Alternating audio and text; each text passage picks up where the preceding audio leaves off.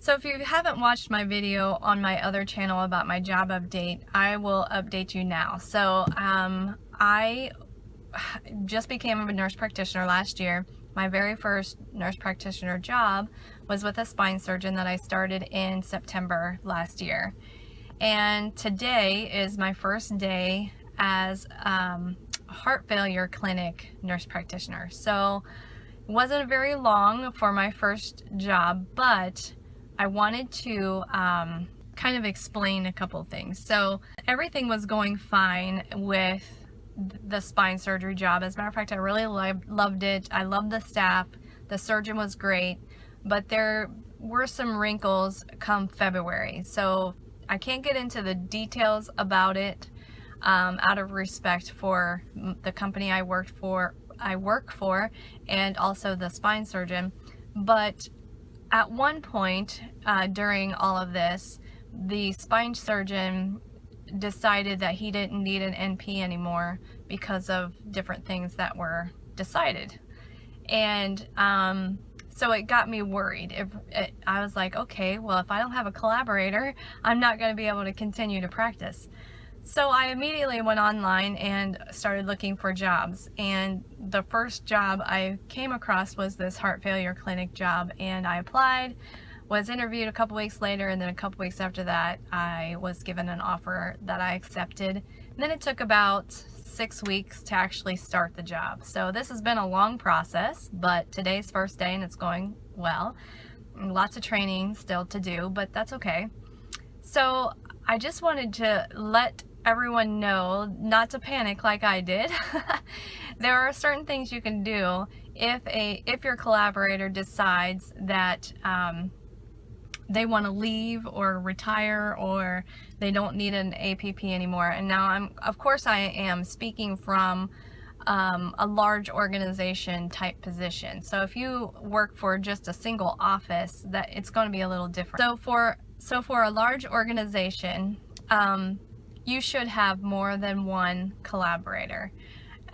You know, one for like a fallback in case the other one's on vacation and whatnot anyway. But in this case, it was nice because if my primary collaborator decided he didn't want to do it anymore and didn't want to renew the collaborative agreement, I had my secondary collaborator on file, so to speak, and so I was still covered. But secondly, the new law in Ohio anyway allows a nurse practitioner to practice for 120 days without a collaborative agreement and to give them time to find another one. So I could have fallen back on that 120 days.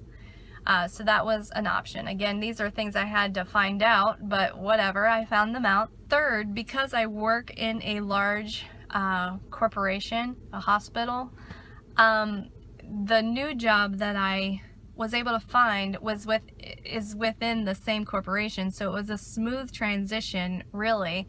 I mean, it took a while because the clinic's not actually open yet, but it was a smooth transition because I was already credentialed, I was already set up with HR. Pretty much all they had to do was a transfer in their system, and that's all HR. Nothing else changed except for my pay, which is a good thing, and my title is still the same, but my organizational structure is different now, and obviously the location, all those things are different. So this first day is good. They weren't quite ready for me because all those things were already in place, so they didn't have to, you know, that wasn't on the timeline that they were expecting. So I got to start working right away.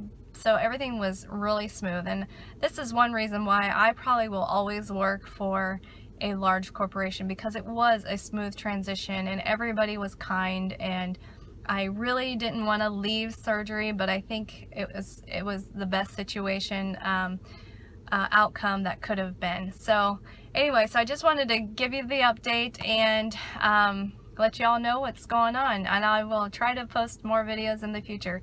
Thanks. Bye.